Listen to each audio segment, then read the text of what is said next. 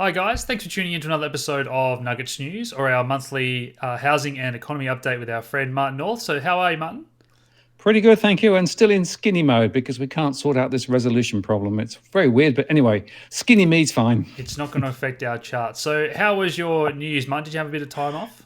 A little bit, but it's been very, very busy. We've been battling on the cash ban and a lot of news, of course, with regards to the bushfires and the economic fallout from that. And now, of course, the coronavirus. So it's been quite busy, really. Yeah, and we had a bit of a month off there in January, so we're back into it in February. And anything you want to mention before we get into it? We sort of touched on the coronavirus and the bushfires, and that's been spoken about a lot, so we're not going to go over it in too much depth today, but we are just going to touch on how that might affect things.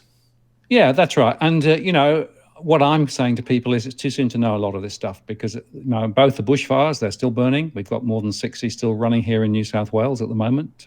Rain ahead, hopefully. And, of course, with the virus, nobody knows how it's going to play out. So early days, a lot of speculation, a lot of false rumours out there as well, I think. So it's important to navigate towards truth rather than actually speculation. So we'll try and do that. Absolutely. Yeah, I did a video myself about it, and people are throwing all sort of rumors and questions at you saying, is this true? Is this true? But yeah, it has been discussed a lot. Yeah. So let's dive into it, Martin. First slide today, we've got the RBA. Philip Lowe did a speech yesterday, which I watched. I'm not sure if you watched all that, but once again, they're sort of saying that things will get better, growth will pick up next year. Yeah, no real change from their forecasts. They're still thinking that the unemployment rate will continue to slide ahead, that effectively growth will still be quite strong next year and the year after. And, a little bit of recognition of some uncertainty in the numbers, but nevertheless, extremely bullish, remarkably bullish, actually. And interestingly, he did say, look, a lot of the issues with regard to fiscal and other strategies that might be thought about with regard to economy is not my bailiwick. I'm only worrying about the things I can control. So that was quite interesting, too, in terms of limiting his scope of influence. And that was something I think we discussed very early on last year, the relationship between Trump and Fed President Powell over there, and how that might turn into a similar relationship in Australia. And I definitely noticed that there was two or three maybe quips that he said, that's up to them. If they want to do that, that can stimulate the economy, but that's not up to me. He definitely mentioned that a few more times than normal. That's right. And it's quite fascinating when you remember that, of course, the Council of Financial Regulators has Treasury, the Reserve Bank, APRA, and ASIC all sitting around the table. So it's sort of, interesting division of responsibility when they all sit in one room. Absolutely. So next up here, we've got their projections, and it's already coming in maybe a little bit lower, which we'll get to in just a second. But it's that it's going to get better next year. That's always, I guess, the projections on the charts, isn't it, Martin? Well, what's interesting is if you go back 4 or 5 years, both the RBA and indeed Treasury have been over optimistic on wages growth, over optimistic on overall growth, and forecasting unemployment lower than it actually turns out to be. So they've got a consistent track record. And in fact, the next slide, which was from MyEFO, makes that point. So the Treasury downgraded its outlook for future wages growth again. But if you go back the last 4 or 5 years, they keep over forecasting wages growth and then they have to forecast it down again. So they've got a very bad track record of actually translating, if you like, an aspiration into reality. And the other point about MyEFO, which I just want to sort of focus on for a second, is that the real spending per person from a government spending perspective is actually going to go backwards over the next 4 years, according to MyEFO. That's remarkable. That's never been seen before. So we actually have public expenditure in real terms per capita forecast to go backwards. And that's something we've spoken about a lot, the fact that we think the government should be spending more, even though they're trying for this surplus. But they're sort of saying that this is the most we've ever spent. But in real terms, because we've had so much immigration and whatnot, that's actually going backwards, as you say, in real terms. Yeah, the per capita growth is actually negative because high migration. So the number of people in the country going up, but in fact, they're not spending as much per person as perhaps they were previously. That's a bad number, I think. So we should watch that closely. Yes. Now, that underlying cash balance, we've already see that obviously going to be reduced because of the big spending that's going to have to take place because of the bushfires. We're not sure the impact of the coronavirus yet. I don't think this is going to be too big of an impact just at this stage. The first few days it was pretty aggressive growth and it's tapered off a little bit. So I'm hoping the coronavirus isn't going to have too much of an impact. But yeah, the bushfires are continuing to this day, as you say. Yeah, nobody quite knows yet. And, they were looking for a surplus of 7.1. It's down to 5. It's probably going to be somewhat below that. And I think you've got to bear in mind a few of the moving parts, right? Because we know, for example, and they said it in my EFO, for every $10 down on the iron ore price, they lose about 3.3 billion out of the bottom line. Yeah. Right. So, $10 down, you lose half of it. And we also know, of course, that the bushfires and the trade impact of the coronavirus, the fact that we haven't got students now coming back into Australia to complete their studies that they were expecting to, and of tourism is way off. Those are factors which have a significant impact. So my suspicion is that the December number will only be hit slightly, but it'll be the first quarter. But then, of course, the question is what happens after that? And then that really becomes a question of, well, is coronavirus like SARS? Because SARS was a short, sharp hit and then a significant recovery. Some people are now suggesting that the infection rates and the growth rates of this particular one look more like flu rather than SARS, in which case it could go on for a lot longer. And of course, China is now significantly more connected to the global economy relative to where it was back in SARS time. So, for example, Hyundai has actually stopped production on some of its cars because it can't get parts from China. Right. So we're starting to see some of the trade fallout even now. So this is really something to watch, because if this does continue to escalate, this could be a big deal. On the other hand, China is putting a lot of stimulation in through the Central Bank of China, the People's Bank. So what they're doing is big QE to try and keep everything going at the moment. And that's interesting because they've said it's more to do with social cohesion and, protecting society than it is just about the economics, which I thought was interesting in its own right. So, yeah. But the amount of activity is amazing. So just watch this space. We don't know yet precisely how this is going to play out, but it could be big. Yeah, and I did read somewhere today they're estimating that even off the US GDP, it could be 0.2%. And as you say, Australia's major trading partner, that would hit us. If it's going to hit the US that much, it's going to hit Australia a lot more. Yeah, and the final point to make is that the $2 billion that they're going to spend on bushfire relief, that's quite big stimulus. In Australia, right? So we're already seeing effectively the government walking away from its surplus, and they've said several times recently, look, the surplus isn't an end in itself. It's good if we can get there, but actually we've got to do the right thing. So I think their language has changed, and I would expect to see perhaps more intervention as we go ahead, particularly if in fact we get more negativity coming out of the coronavirus sphere. So watch this space. Yeah, and I don't mind that at all. I'd rather they spend it. So speaking of spending, disposable income is going backwards. As you can see, Australia on the far left of this chart, in real terms, we're going down. And we're actually way off, right? If you look at where most other countries are, it's actually significantly higher. And I think this is probably one of the root cause issues that we've got in Australia, right? That our ability to spend is really being compressed thanks to flat wages growth, cost of living rising, and all those other things. And despite the fact that interest rates are a little bit lower now, we are actually in a less good position than almost all other countries on that list. And that's OECD data. So it really just underscores it. And, we're going backwards. And we've got, I think, auto sales coming up as well. But I just want to mention retail sales, because that's probably the one that's really obvious, isn't it? That we're just not seeing people spending at the shops. And that chart explains exactly why. Yeah, and retail just come out today. So, in fact, we had a significant drop in seasonally adjusted retail sales for December. The trend is still at 0.3%, so it's sort of running along. But there was a significant drop in seasonal terms. And what happened, I think, is people spent quite big for the sales around Black Friday in November, and then spent considerably less in December, and then perhaps also spent less in December because of the bushfires. So the retail numbers are looking pretty wobbly, and that's why we've seen, well, quite a few now retail stores falling over, from Jeans West and a few others as well. We're going to see more of this, not just the big brands, but also small local retailers also under the gun too, because households don't have the money to spend. And, the chart on disposable income underscores that. So this is a big deal. Yeah, and we do have that trend, obviously, of people spending more online as well. But mortgage stress is still rising across the board for most of these different categories. Yeah, so I thought I'd just use a different chart this time. Yeah, we've still got high mortgage stress. 1.1 million households in some degree of cash flow difficulty, and some people say, well, hang on, how can that be? Because interest rates are a lot lower now. Surely it should be going down. But the point is, you've got to look holistically at household budgets, right? You've got to look at their mortgage repayments, but you've also got to look at the other costs of living that they're actually experiencing at the moment. And there were very significant rises in childcare costs, healthcare costs, and education costs, and even food prices, particularly fresh food, because of the drought. And so what we're seeing is that the pressure on household budgets are still rising. And we've discussed CPI many times. It probably understates the reality. But the reality from a cash flow perspective is that more households are struggling with trying to make those mortgage repayments and manage everything else.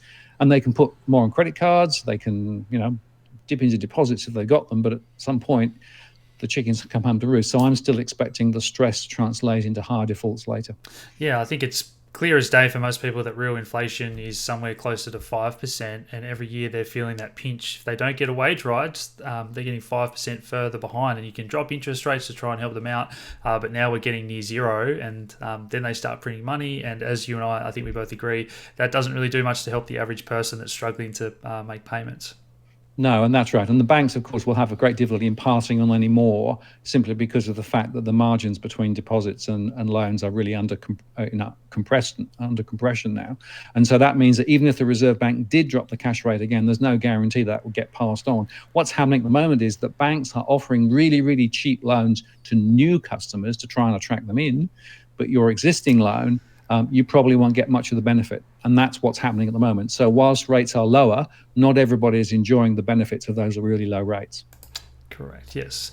Now, unemployment rate remains above 5%, and this is very different to a lot of the other OECD countries that's around 4%. And this is a question that Philip Lowe got thrown at him yesterday about the participation rate and why doesn't Australia have a lower unemployment rate? Yeah, and he basically said, well, we are actually generating a lot of jobs. We've got high migration. So migration is one of the factors here, which is one of the reasons why the employment rate is where it is. And of course, wages growth being what it is too. But the interesting thing about this chart is that the participation rate actually dropped in December. So that says that there's a slightly smaller proportion of people who want to actually work in the market. And that could either be because they've taken some holiday over the Christmas New Year period, or they actually have decided it's too hard to find a job. So that's the first point. The second is that the rate came down a little, but 5.1. But, it's still a lot higher than what the Reserve Bank thought it should be at 4.5% before you start seeing wages growth. So there's little evidence that we're going to see much in the terms of wages improvement in any time soon. And he made that point, actually, in his speech yesterday. The other point, though, is underutilization. So this is people who are actually in work but aren't actually working as much of the time as they want to. And we're seeing huge amounts of underutilization in the market. So that's the real critical one to watch, because the reason that many people aren't getting as much income as they want isn't because they're not working at all. It's just that they're not working for as long or with much overtime as they'd like. And so underutilization is a critical figure to watch. And you put those two together and you realize that we've got significant structural issues in the unemployment numbers. And by the way, younger people are particularly exposed to underemployment at the moment, which I'm concerned about. Yeah, and I think that spare capacity is really important to talk about, because the RBA were talking about unemployment's going to go down to 4.5%, 4%, lower rates. People will. This is the way that they think economics works. People will borrow money and start businesses, and there'll be competition for jobs. And they're sitting there scratching their head and just watching house prices rocket up at the fastest ever pace, and no one's spending anything on retail. Car sales are down. The real economy is hurting, and people are falling further behind, and house prices are going up. And they're saying, that's not really what happens in our textbooks. Well, that's right. And in fact, as we'll see in a couple of slides later, they're banking on home prices being the trigger to create the wealth effect, to encourage people to spend more, to then effectively create more economic growth that will actually lift jobs. That's the sort of the logic but it's flawed, I think, frankly. It's absolutely flawed. Yes. So sentiment is on the decline, and this is probably just a good example of everything we've discussed so far today, Martin, for the average person. Absolutely. So this is from Roy Morgan. So the business sentiment is as low as it's been for a long, long time. and the household consumer sentiment is also significantly down. So the proportion who think that next year, in other words, 2020 will be worse, has actually risen significantly, whereas those who actually think it could be better is gone the other way. So effectively what we've got now is more people saying, oh, this is looking pretty rocky. And of course, low levels of confidence, be business, they don't invest. And we're seeing business investment continuing to fall. And for consumers, they're going to start paying down loans more. They're going to actually reduce their exposure, and they're going to spend less at the shops. And that's what we're seeing at the moment. Yeah, and just to harp on that point about if we get a couple more cuts, sure, but then they've promised that they're going to start QE before they go to zero or negative interest rates. And I've spoken to a few of my friends in the finance sector, and they're saying that there's not the appetite for loans and borrowing. So it doesn't matter if you start printing money and giving it to banks, because once again, they're not going to be lending out if people don't want loans and sentiment's bad. Those banks are going to put that money into the stock market. They're going to buy more bonds, buy mortgages, possibly they've discussed. So it's just going to push up asset prices like we've seen in the US. Yeah, so what happens is banks in a low interest rate environment will tend to lend less rather than more because they can't make the sufficient margin between deposits and loans. But what they will do is they will go into much more speculative areas, for example, trading either on their own account, derivatives, or trying to effectively get into the trading sector of the marketplace for more affluent clients, which is what we saw in the US bank results this time around. So a lot of the major banks over in the US reported quite good results, but the composition of that was very different. Lending was less powerful relative to the wealth management and trading areas. And so that, of course, increases risk because these trading activities are significantly more risky relative to lending mortgages. And so that means that the risk profile of many banks will actually get more extreme as rates drop. Yeah, we've got another slide coming up about that shortly. But building approvals and dwelling investment remain below trend. Yeah, so this is something, Philip Lowe was saying, well, dwelling approvals and building activity looks though it's going to recover. Well, yeah, maybe. It's not looking great at the moment. The most recent data showed a little uptick in unit approvals. But if you look at the details there, last month there was a significant high-rise approval in Sydney that had a large number of dwellings. This time it's one particular high-rise approval in Melbourne. But the underlying trends are still relatively weak and way down from where they were. So we have a lot of work to do to get building approvals and dwelling construction back to wherever it was. I think this is still a sector that's actually in negative territory rather than positive territory. And I'm still seeing in my own surveys more building and construction traders, for example, saying we haven't got work. So I think this is something to watch again, because for me, there's very little light at the end of the construction tunnel at the moment. Yeah, there's still a lot of units to come online that are already in the pipeline to give that supply. 220,000 or thereabouts coming in, so there's plenty more supply even before we build more. Yes. So new vehicle sales, we touched on this before, Martin. Yep. Anything else to add to this? Well, just to say that the data has just come out today and it's actually dropped further. It's now 12% down from its peak. This is the previous month. So we're seeing the same trends. It's just more of the same. But interestingly, again, it's the SUVs that are growing. Everything else is shrinking. Yep. Okay, so exports, we've touched on, again, that price of iron ore, the $10 a tonne, how much it hits the budget, the bottom line. But anything else about commodities? Because they are holding us up here. Yeah, just to say that the trade numbers also came out today. And so the trade numbers to December actually weren't too bad. They came away just slightly. Imports rose a little.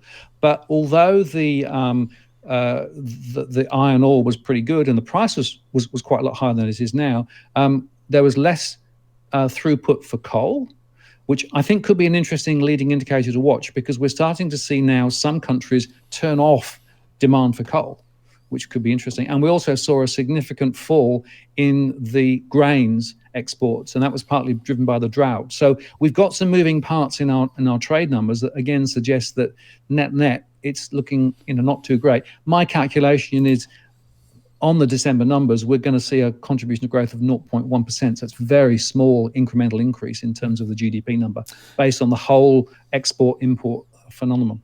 Yeah, and what I've been saying on my channel, Martin, is that whether or not you have an opinion on renewables and green and climate and whatnot, the fact is that it's happening. Whether it's sovereign countries or companies are making investment decisions now based on this. And if people decide to move away from coal, you can't tell them your opinion and shout at them in the comments online. It's just a fact that this is going to happen.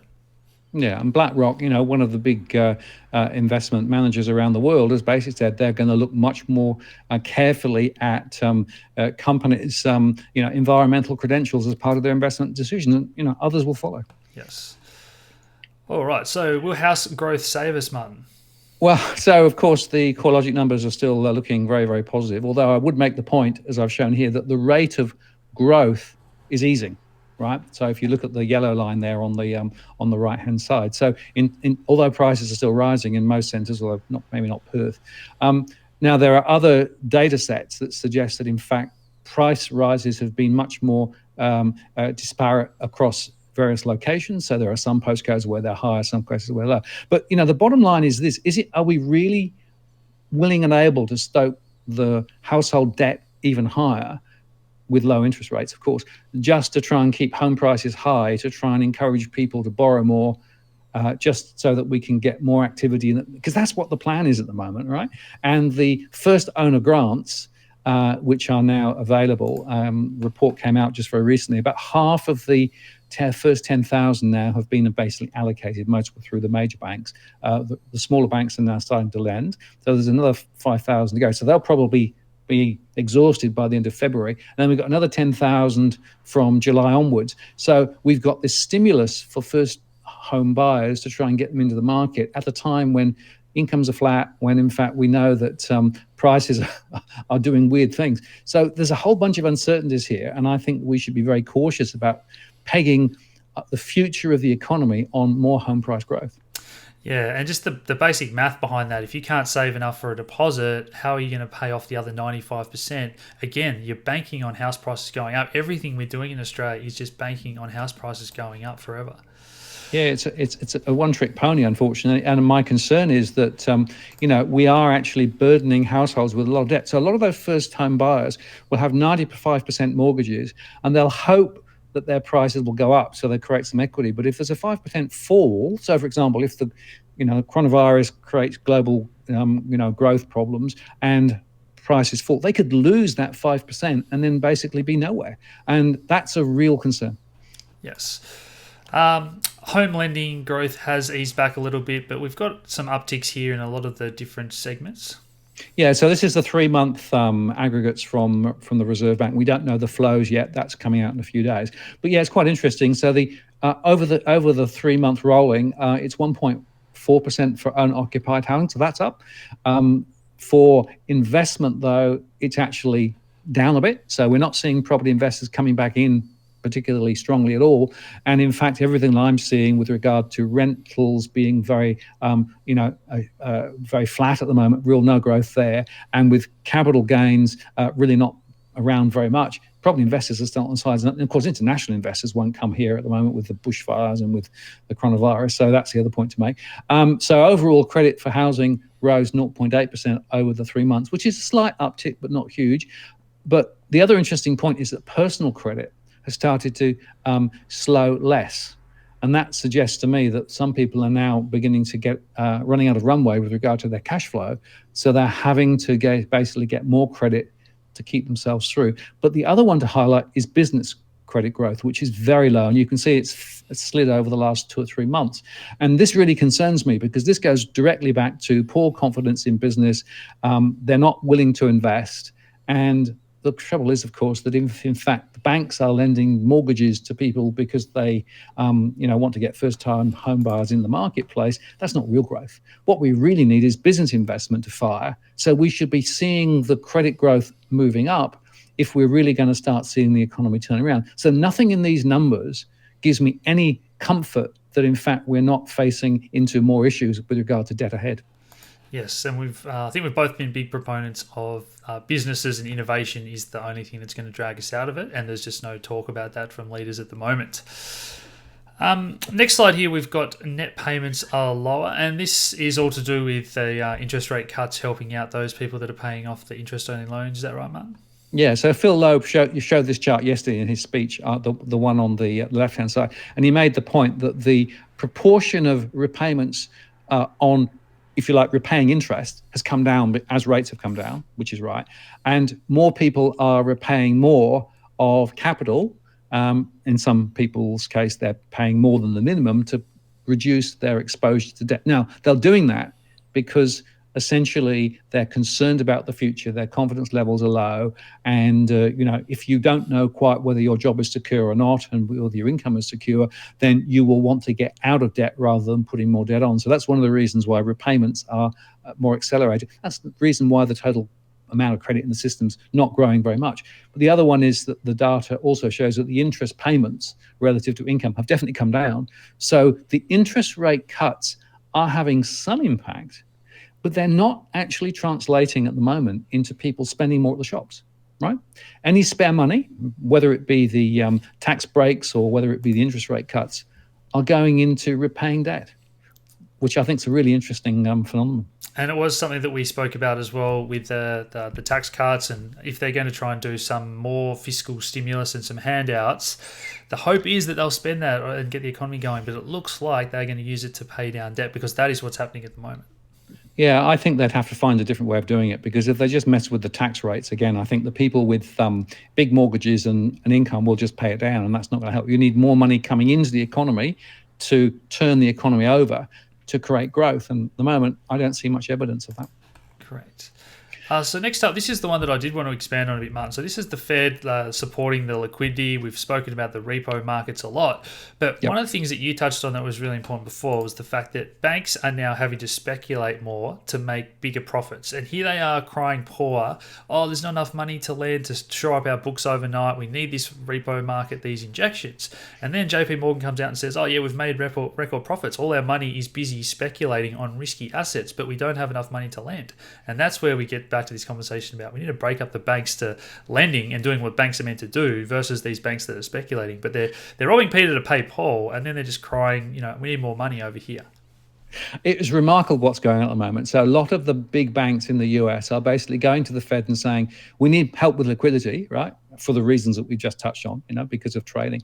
And they're also wanting the capital ratios to be reduced to give them more flexibility, right? So all of the buttressing that's been done since the global financial crisis to try and protect the banking system is actually just being, turns on its head at the moment. And the point is, we've got more derivatives exposure than we've ever had, and a lot of it's centered around some of these large banks, including Deutsche Bank in Europe. And so there's a need to keep the liquidity flows up there flowing. Otherwise, the banking system's going to freeze up again. And the point I wanted to make is that, of course, China is now putting huge liquidity into their markets. They're using repos to do that as well. So essentially, we've got this continuous cycle now of central banks putting more funds into the system to support liquidity to essentially, keep the banking system going. And in fact, I would argue that the banking system in the US, in China, in Europe, and to an extent even in Australia, is on life support thanks to this massive amount of liquidity.